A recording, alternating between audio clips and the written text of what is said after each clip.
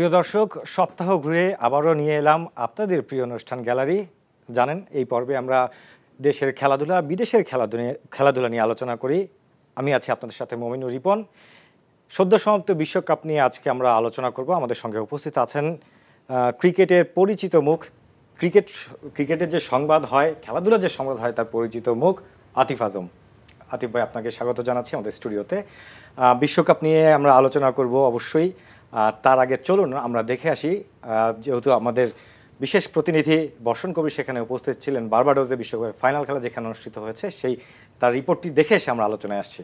আসলে ফাইনালের মতোই হয়েছে, মানে এত একটা প্রতিদ্বন্দ্বীপূর্ণ ফাইনাল হয়েছে, যেটা দেখে সত্যি ভালো লেগেছে। আর খেলাটা ভারতের জন্য এই জয়টা অনেক বেশি দরকার ছিল, বিকজ তারা যেভাবে তাদের কিছু প্লেয়ারদেরকে তার পরবর্তীতে মানে ফাইনাল জেতার পরে কিছু প্লেয়ার চলে গেলেন, কোচের বিদায় হলো, ভারত আসলে ইনাওয়ে তাদের জন্য এটা আরও অনেক বেশি মানে প্রয়োজন ছিল। বাট হ্যাভিং সেড দ্যাট, দক্ষিণ আফ্রিকা কিন্তু পুরো টুর্নামেন্ট খুব ভালো খেলেছে এবং ক্লাসেনের ওই আউটটা না হলে হয়তো বা, আপনার রিপোর্টও বলছিল, হয়তো বা খেলাটা পুরো ঘুরে যেত। মানে একটা ওভার কীভাবে খেলা ঘুরিয়ে দিতে পারে, এটার একটা সবচেয়ে বড় নিদর্শনের ফাইনাল। তার সাথে আর একটা জিনিস হচ্ছে ট্যাকটিক্যাল একটা ব্যাপার ছিল এখানে। ক্লাসেন যে ওভারে আউট হয়েছে তার আগে কিন্তু একটা ছোট্ট ব্রেক নিয়েছিল ভারত, রাইট, পান্তের পায়ে ইনজুরি, এইসব জিনিস, এগুলো একটা ট্যাকটিক্যাল মুভ। মানে এইসব মুভও কিন্তু অনেক সময় কাজে দেয়, বিকজ ওই মোমেন্টামটা তারা শিফট করে ফেলে, ওইভাবে তারা ওই মানে ফাইনালটা ওইভাবে আবার মানে নিজেরাও রিগ্রুপ করতে একটা ছোট্ট ব্রিদিং স্পেস নেয়। So but in every sense this final was one of the best final ever of ICC. যুক্তরাষ্ট্র একটা নতুন দেশ যারা বিশ্বকাপের আয়োজন করলো। উইকেট নিয়ে কিছু সমালোচনা ছিল তাদের ক্রিকেট। আর যদি একটু কষ্টটা বলি, দক্ষিণ আফ্রিকা প্রথমবারের মতো সেমিফাইনালের 7 বার সেমিফাইনাল খেলার পরে তারা তাদের বাধাটা উতরতে পেরেছে, ইতিহাস গড়ার সুযোগ ছিল। কোন জায়গাটায় তারা হেরে গেছে অ্যাকচুয়ালি, ক্লাসেনের আউটটা নাকি শেষ দুইটা ওভার, মানে 17 এবং 18তম ওভারটে আর্শদীপ এবং বুমরার যে ওভার দুটি আছে সেইখানে? আমার কাছে মনে হয় 17-18তম ওভার না, দক্ষিণ আফ্রিকা হেরেছে সূর্যকুমার যাদবের কাছে। আচ্ছা, ওই ক্যাচটার জন্য? ওই ক্যাচটা যদি না হতো, কারণ ওটা পৃথিবীর 100 টাইমসের মধ্যে 99 বারই ওটা 6 হবে। ওই ধরনের ক্যাচ আসলে অসম্ভবকে সম্ভব করেছে মানে সূর্যা, রাইট। মানে ওই ক্যাচেস মিন ম্যাচেস যে কথাটা থাকে, কারণ এই ধরনের পরিস্থিতিতে ডেভিড মিলার কিন্তু অনেক ম্যাচ জিতিয়েছে। মানে এইসব ম্যাচ তার জন্য মানে একদম মানে খুবই, তার জন্য এটা কখনো আপনার যতক্ষণ পর্যন্ত ডেভিড মিলার ছিল, আপনি যদি ধারাভাষ্যগুলো মনে করে দেখেন, তারা কিন্তু সবসময় বলছে ডেভিড মিলারের লাস্ট ওভারে 12, 14, 15 ইজ নাথিং। সে এই জিনিসগুলো গুজরাট টাইটান্স থেকে শুরু করে বিভিন্ন ফ্র্যাঞ্চাইজি লিগ খেলে, বিভিন্ন জায়গায় সে এই রোলটাই খেলে। জি।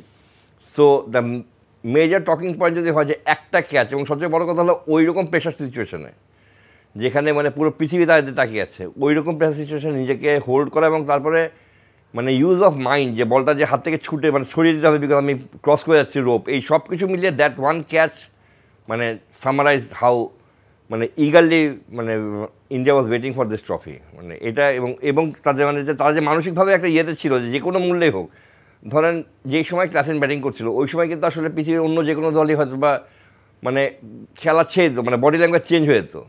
বাট দ্য মোমেন্ট ক্লাসেন আউট হলো, তারপরে আপনার যদি কোহলির বডি ল্যাঙ্গুয়েজটা দেখেন, তারপর সবার যে বডি ল্যাঙ্গুয়েজে যে একটা ড্রাস্টিক চেঞ্জ হলো, তার মানে কি তারা জানতো যে আমরা যে একটা wicket pi we will again মানে স্নিক থ্রু।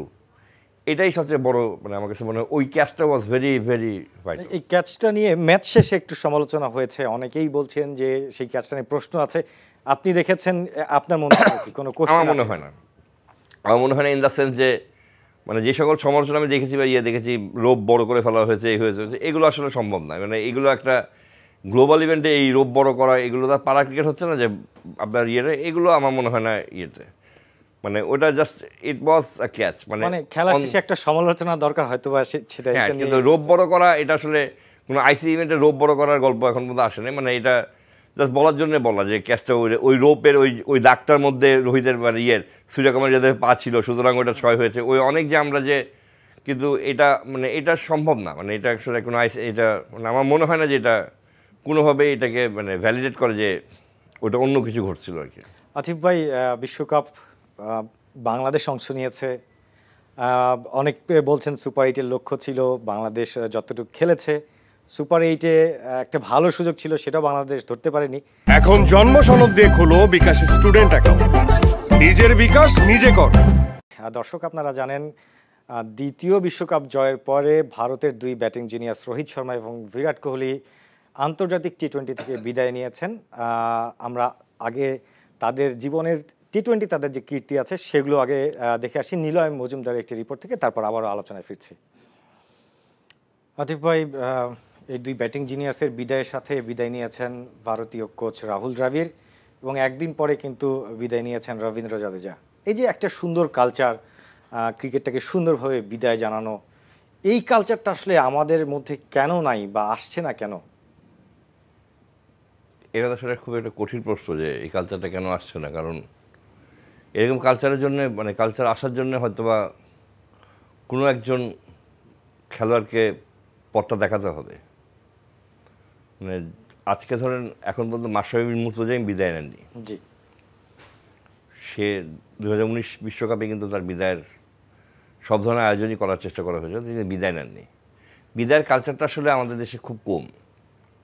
ভারতীয় প্লেয়াররা যেভাবে বিদায় নিলেন, ধরেন রাহুল দ্রাবিড়ও যেভাবে বিদায় নিলেন কিংবা জাদেজা চলে গেলেন এবং চলে গিয়ে যেভাবে মানে গ্রেসফুলি যেভাবে এক্সিট করলেন, সেই জায়গায় সেই তুলনায় আজকে ধরেন আপনি দেখেন বাংলাদেশে যদি আপনি দেখেন বাংলাদেশের দিকে, তাহলে কিন্তু আমাদেরও কিন্তু বেশ কিছু সিজন প্লেয়ার আছে যাদেরকে মনে করা হচ্ছে যে তাদের এই বিশ্বকাপের পারফরমেন্সের পরে বিশেষ করে মনে করা হচ্ছে যে তাদের আসলে আর কতদিন রাখা উচিত, এটা নিয়ে কিন্তু কথাবার্তা শুরু হয়েছে। কিন্তু এটা নিয়ে কথাবার্তা আপনি আমি শুরু করলে তো হবে না, প্লেয়ারের নিজেই বুঝতে হবে যে আমি আসলে কতদিন খেলতে পারবো। এখন ধরেন রোহিত শর্মা বা বিরাট কোহলি এরা কিন্তু বিদায় হয়তো একটু আগে নিতে পারতেন, একটু পরে নিতে পারতেন। তাদের জীবনে একটা লক্ষ্য ছিল যে আমরা একটা শিরোপা নিয়ে বিদায় নিতে পারি। এখন আমাদের যে সকল মানে সিনিয়র ক্রিকেট আছে তাদের জীবনের লক্ষ্যটা তো আমি ঠিক ওইভাবে জানি না, তবে মানে অবশ্যই বাংলাদেশ কোনো একদিন মানে হবে, চ্যাম্পিয়ন হবে। তবে তাদের হাত ধরে হবে কিনা এটা নিয়ে যথেষ্ট আছে আর কি, মানে বাংলাদেশ যেরকম ক্রিকেট খেলছে আর কি। সো ওই রকম কোনো লক্ষ্য যদি থেকে থাকে তার জন্য যদি তারা থেকে থাকেন তাহলে তো আসলে আমার বলার কিছু নেই। কিন্তু যদি ওরকম লক্ষ্য যদি না থাকে তাহলে আমার মনে হয় গ্রেসফুলি বিদায় নেওয়াটা হচ্ছে কি যে কোনো একটা কালচারের সূচনা করে দিলেন। আজকে আমি বলছি না সাকিব আল হাসানের বিদায় নেওয়ার সময় হয়েছে, সাকিব আল হাসান আমি প্রেস কনফারেন্স শুনেছিলাম যে সাকিব আল হাসান কিন্তু বলেছিলেন যে আলোচনা অনেক সময় আছে, দেখি সামনে টেস্ট। তার মানে কি এই জিনিসটা হচ্ছে সাকিব আল হাসান এই মাথায় এই মুহূর্তে বিদায়ের ব্যাপারটা নাই। মাহমুদুল্লাহর সাথে কোনো কথা হয় নাই, তাই মাহমুদুল্লাহ এর আগে তাকে যখন বিদায়ের কথা বলা হয়েছে সে বলছে সে যতদিন ইচ্ছা ততদিন খেলছে। তার মানে তার মাথাও কিন্তু বিদায়ের ব্যাপারটা নাই। এখন তার এইরকম প্লেয়ারদের কিন্তু আসলে বের করা, দল থেকে কিন্তু বের করাটা খুব টাফ। মানে অভিজ্ঞ পারফরম্যান্স সবকিছু বিচার, পারফরম্যান্স অভিজ্ঞতা সবকিছু বিচার, মানে এই ধরনের প্লেয়ারদেরকে এক্সক্লুড করা ইজ ডিফিকাল্ট। এখন তাদের বুঝতে হবে যে আসলে নেক্সট প্রজন্মকে সময় দেওয়ার সময় এসেছে কিনা। আমরা সাকিব আল হাসানের এইবারে বিশ্বকাপের পারফরমেন্স দেখার পরে কিংবা মাহমুদুল্লাহ এইভাবে বিশ্বকাপ পারফরমেন্স দেখার পরে আমরা তাদেরকে আরও যদি তারা বিদায় না নেন বা না নেন, তারা অবশ্যই তারা খেলবে বাংলাদেশ দলের পরে। একটা বিশ্বকাপের জন্য তাদের হবে না, কিন্তু আসলে তারা কতদিন খেলবেন, তাদের আর কতদিন দেওয়ার আছে। সাকিব যেই সময় আমার মনে হয় স্ট্যাট যদি আমরা ঘাঁটি, সাকিব যেই সময় ডেবিউ করেছেন সেই সময় এখন সেই সময় থেকে শুরু করলে এখন মধ্যে একবার সাকিবই খেলছেন। জি, 9 বিশ্বকাপেই খেলেছেন সাকিব। সো তার সামনে একটা অবশ্যই করার আছে, মানে রেকর্ড করা আছে 10 বিশ্বকাপ খেলার, সেটা তিনি ছুতে চান কিনা সেটা তো আমি ঠিক বলতে পারলাম না। কিংবা মাহমুদুল্লাহ যখন এসেছেন তখনও কিন্তু অনেক দিন ধরে খেলছেন। আমার মনে হয় এদিক দিয়ে তামিম এবং Mushfiq did a good job যে তারা এক ফরম্যাট থেকে বিদায় নিয়েছে, অন্য ফরম্যাট। বাট আমাদের কারো এই জিনিসটা মানে কি, আমি বলছি না যে বিদায় আমাদের মানে মিডিয়ার কথা, বোর্ডের কথা, এদের কথা এইসব শুনে না, তাদের নিজেদের বুঝতে হবে যে আমরা উইথ দ্য হেড হাই আমরা বিদায় নিতে চাই। কারণ রোহিত শর্মা বা বিরাট কোহলি তাদের ক্রিকেটীয় মানে পারফরমেন্স এইসবের জন্য যতটা রিমেম্বার থাকবেন তার থেকে বেশি রিমেম্বার থাকবেন কিন্তু যেভাবে তারা বিদায় নিয়েছেন, যে তারা মাথাটা উঁচু করে বিদায় নিয়েছেন। আজকে যদি রোহিত শর্মাকে নিয়ে মানে বিরাট কোহলিকে নিয়ে তো অনেক কথা হচ্ছিল, রোহিত শর্মাকে নিয়ে অনেক কথা হচ্ছিল মানে কি যে আচ্ছা ঠিক আছে, কিন্তু এই দুটো মানুষের কোনো মানুষকে নিয়ে যত কথাই হোক তারা যদি খেলতে যেতেন তারা কিন্তু কেউ তাদেরকে আটকাতে পারতো না। সো এটা হলো উইলিং, মানে এটা নিজের মধ্যে বুঝতে আসা যে আমার কি সময় যাওয়ার সময় হয়েছে কিনা, এটা বুঝতে পারা কিন্তু একটা অনেক বড়, মানে যে কোনো অ্যাথলেটের জন্য এটা বুঝতে পারা কিন্তু অনেক বড় একটা ব্যাপার। আমাদের দেশে এখন ওই কালচারটা গড়ে ওঠে নাই এবং আমি আশা করবো যে কেউ না কেউ ওই কালচারটা গড়ে উঠাবে। ধরেন ওইটা যদি মানে কোনো একটা ভালো জায়গা থেকে যদি বিদায়টা হয়, ধরেন কোনো প্লেয়ার যদি বড় কোনো মঞ্চ থেকে বলে যে না ইটস হাই টাইম আমি চলে যাচ্ছি, তাহলে হয়তো পরবর্তী প্রজন্ম দেখে শিখবে। কারণ আপনি যদি দেখি যে আমার বড় ভাই যতক্ষণ পর্যন্ত তাকে বের করে দেওয়া না হলো ততক্ষণ পর্যন্ত খেলছেন, তাহলে আমার পরবর্তী প্রজন্মের জন্য একই বার্তা, উদাহরণ তৈরি থেকে যাবে। আতিফ ভাই, বাংলাদেশের বিশ্বকাপ শেষে ক্রিকেট অপারেশনসের চেয়ারম্যান জালাল ইউনুস বিশ্বকাপের পারফরমেন্স নিয়ে কথা বলেছেন, আমরা একটু সেটা শুনে আসি। কেন ভুল ভ্রান্তি হলো এগুলো বের করতে হবে আমাদের। এখন আপনি যদি টিম ম্যানেজমেন্ট বলেন, যেটাকে আমরা কোচিং স্টাফ বুঝাই, তাদের মধ্যে কোনো এখানে কোনো গাফিলতি আছে কি না, অথবা প্লেয়ারদের মধ্যে তাদের মধ্যে কমিউনিকেশন গ্যাপ হচ্ছে কি না, সেরকম কোনো সমস্যা হয়েছে কি না, এটা আমাদের জানা দরকার। এটা আমাদের জানতে হবে যে এখানে তাদের মধ্যে এরকম কোনো গ্যাপ ছিল কি না। টার্গেট ছিল যে প্রথমে সেকেন্ড রাউন্ডে কোয়ালিফাই করা, সুপার 8-এ কোয়ালিফাই করা। তো সেই দিক দিয়ে আমরা সুপার লিগে কোয়ালিফাই করেছি, অবশ্যই একটা আমাদের এটা ভেরি পজিটিভ, এবং টার্গেটটা রিচ করতে পেরেছে। দুই ভাগে যদি ভাগ করি, একটা দেখা যাচ্ছে যে আমরা টার্গেটটা রিচ করতে পেরেছি, এই জন্য অবশ্যই সবাই খুশি। এরপরে যেটা ছিল যে ওভারঅল পারফরমেন্স, যদি আপনি ব্যাটিং অ্যান্ড বোলিং বলেন, দেখা গেছে আমরা ব্যাটিংয়ে ভালো করতে পারিনি। আতিফ ভাই, সুপার 8-এর যে লক্ষ্য ছিল তাতে কিন্তু বিসিবি খুশি বলছেন জালাল ইউনুস। আসলে আপনার মন্তব্যটা, বা আসলে কি ধরনের টার্গেট হওয়া উচিত, কোথায় খুশি হওয়া উচিত, সেই সম্পর্কে আপনার কাছে প্রশ্ন থাকবে। এখন জন্ম সনদ দিয়ে খোলো বিকাশ স্টুডেন্ট অ্যাকাউন্ট, নিজের বিকাশ নিজে কর। আতিফ ভাই, কথা বলছিলাম ক্রিকেট বোর্ডের পক্ষ থেকে যেটা বলা হলো যে প্রাথমিক লক্ষ্যে তারা খুশি, বাট সুপার 8-এর পারফরমেন্সটা নিয়ে একটু পর্যবেক্ষণ করা যেতে পারে। আপনার কি মন্তব্য? না, প্রাথমিক লক্ষ্য তো এটা শুধু ক্রিকেট বোর্ডের না। যখন তাদের কোচ বলে বসেন যে আমাদের সুপার 8-এ উঠেছে, এরপরে সব কিছুই বোনাস, তাহলে ওইটাই তো আসলে, ওই কথাতেই তো আসলে তখনই তো মানে প্রমাণ হয়ে যায় যে তাদের লক্ষ্যটাই ছিল সুপার 8। আমার মনে হয় সুপার 8 পর্যন্ত বাংলাদেশ লক্ষ্য যদি সুপার 8 থেকে থাকে, তাহলে এটা আমাদের জন্য দুর্ভাগ্যজনক। কারণ যে কোনো টুর্নামেন্টে, বৈশ্বিক টুর্নামেন্টে একটা লক্ষ্য স্থির হয়ে গেলে, ওই লক্ষ্যটা পর্যন্ত পৌঁছে গেলে কিন্তু দ্যাট ইজ আ পাস্ট, একটা তৃপ্তি চলে আসে। না, দ্যাট ইজ আ পাস্ট, মানে তৃপ্তি আসার কোনো সম্ভাবনাই নেই। ওই লক্ষ্যটা পার হয়ে গেলে মানে কি, what's next for us.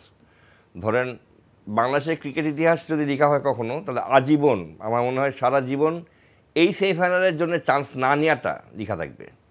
Bangladesh কোনো ম্যাচ না জিতে যেরকম সুযোগ, যেভাবে হোক যেরকম সুযোগ তাদের হাতে এসেছিল, এই সুযোগের চেষ্টা না করাটা, এটা বাংলাদেশের ইতিহাসের কয়েকটা মানে দুর্ভাগ্যজনক ঘটনা, একটা বড় ঘটনা হয়ে থাকবে। কারণ আসলে তারা সেমিফাইনাল খেলতে চেয়েছিলেন কিনা, যদি তারা শুধুমাত্র সেকেন্ড রাউন্ডের জন্যই গিয়ে থাকেন, তাহলে তো আমার বলার কিছু নাই। বিকজ তাহলে তো আপনার মানে লক্ষ্যমাত্রার মানে যে পরিধি, এটা যে কতটা ছোট সীমিত, এটা তো আসলে তখন মানে এটাকে ডিসঅ্যাপয়েন্টিং ছাড়া আর কিছু বলার নেই।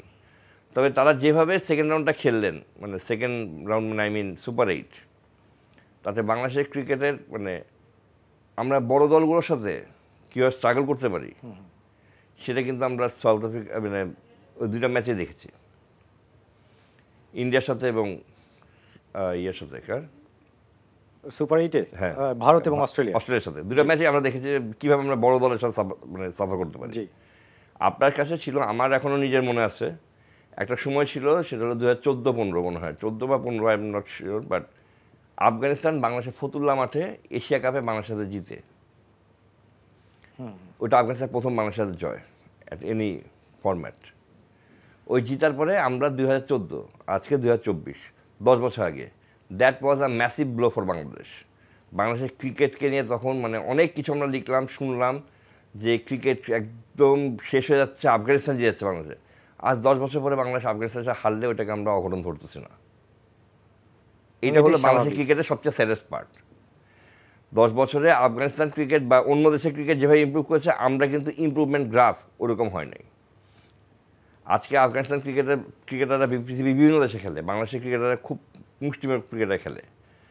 আমার যেটা মনে হয় যে জাল ভাই যেটা বললেন যে আমরা সেটা হচ্ছে তারা ফার্স্ট যে তারা একটা টার্গেট করেছে ওটার জন্য, কিন্তু জাল ভাই পরে যে কথা বললেন ওটাও কিন্তু একটা খুবই সিগনিফিকেন্ট কথা। আপনার এই সত্যিই দেখলাম যে বললেন যে আমরা কিন্তু ব্যাটিং এবং বোলিং এবং ব্যাটিং নিয়ে মোটেই সন্তুষ্ট না, মানে ব্যাটিং ভালো হয়নি, এবং ইটস আ ফ্যাক্ট। বাংলাদেশের ব্যাটিং ব্যর্থতাই বাংলাদেশের এইবারের বিশ্বকাপ ব্যর্থতার মূল কারণ, এটা তো আসলে সবাই আমরা বুঝতে পারছি। এখন দেখার বিষয় হলো যে আগামীকাল একটা বোর্ড মিটিং আছে, সেই বোর্ড মিটিংয়ে আসলে এই বাংলাদেশের পারফরমেন্স নিয়ে আলোচনার কথা আছে।